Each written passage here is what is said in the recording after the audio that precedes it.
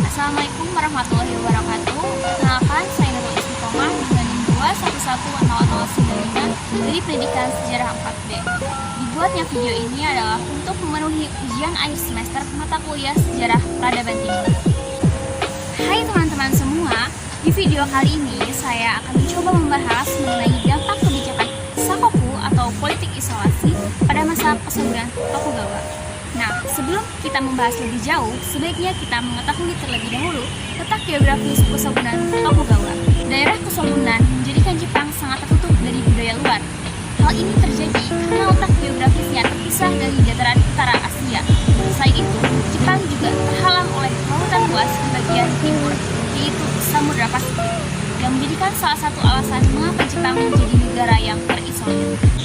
Sebagai bangsa yang memiliki sejarah sebagai suku yang terisolasi, kemudian berubah menjadi masyarakat industri yang sangat berpengaruh, tentunya menjadi suatu bahasan yang menarik untuk mempelajari latar belakang budaya dan pola politik yang dimiliki oleh bangsa Jepang, yang tidak dapat dipisahkan dari perjalanan sejarah bangsanya yang pernah mengalami masa politik isolasi. Pada masa pemerintahan Kesuburan Tokugawa, Jepang mengalami masa sulit karena ditetapkannya suatu kebijakan yang disebut dengan kebijakan Sakoku atau politik isolasi. Pada masa pemerintahan Kesuburan Tokugawa, Jepang mengalami masa sulit karena ditetapkannya suatu kebijakan yang disebut dengan kebijakan Sakoku atau politik isolasi, yaitu sebuah cara yang dilakukan oleh suatu negara untuk menutup diri dan berusaha untuk tidak menarik perhatian luar dan melindungi kepentingan negaranya.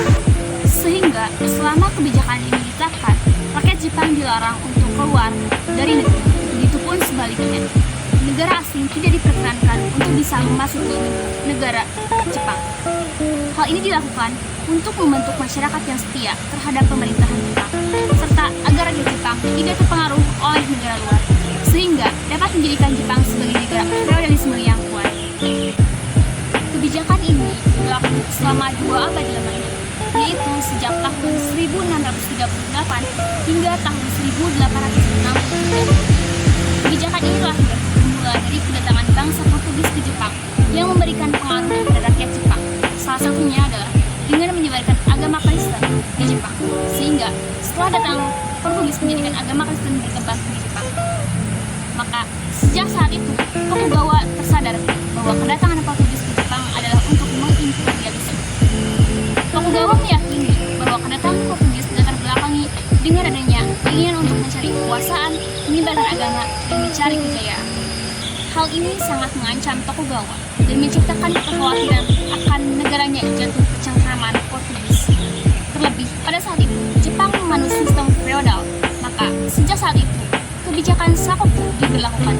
Meski begitu, bukan berarti Jepang benar-benar mengisolasi diri. Akan tetapi, Jepang masih melakukan hubungan dengan negara berikut saja, yaitu Belanda. Hal ini dapat terjadi karena hanya Belanda yang dipercaya tidak memiliki keinginan untuk mengimperialisme Jepang. Dengan adanya kekhawatiran terhadap masuknya pengaruh asing ke Jepang, sehingga melahirkan kebijakan Sakoku, tentu saja hal ini memiliki pengaruh terhadap nasionalisme Jepang. Lalu, apakah kebijakan ditetapkan ini menimbulkan dampak yang buruk atau dampak yang positif? Dan ditetapkannya kebijakan Sakoku selama 2 abad lamanya menjadikan Jepang sebagai negara tertutup. Hal ini mengakibatkan Jepang mengalami ketertinggalan dari perkembangan negara-negara lain.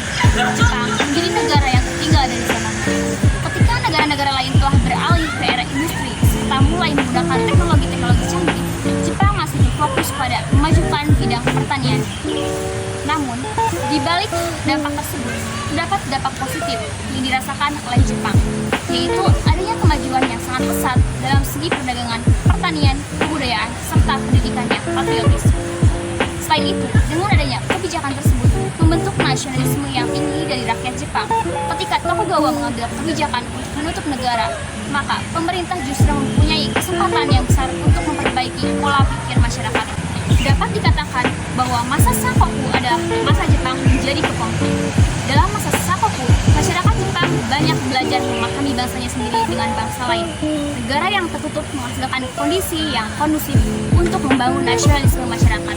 Bahkan pada saat itu, materi tentang nasionalisme dimasukkan dalam sistem pendidikan atau Kokugaku. Baik teman-teman, Mungkin sampai sini saja pembahasan mengenai kebijakan Sakoku atau politik isolasi pada masa Kesogunan Tokugawa.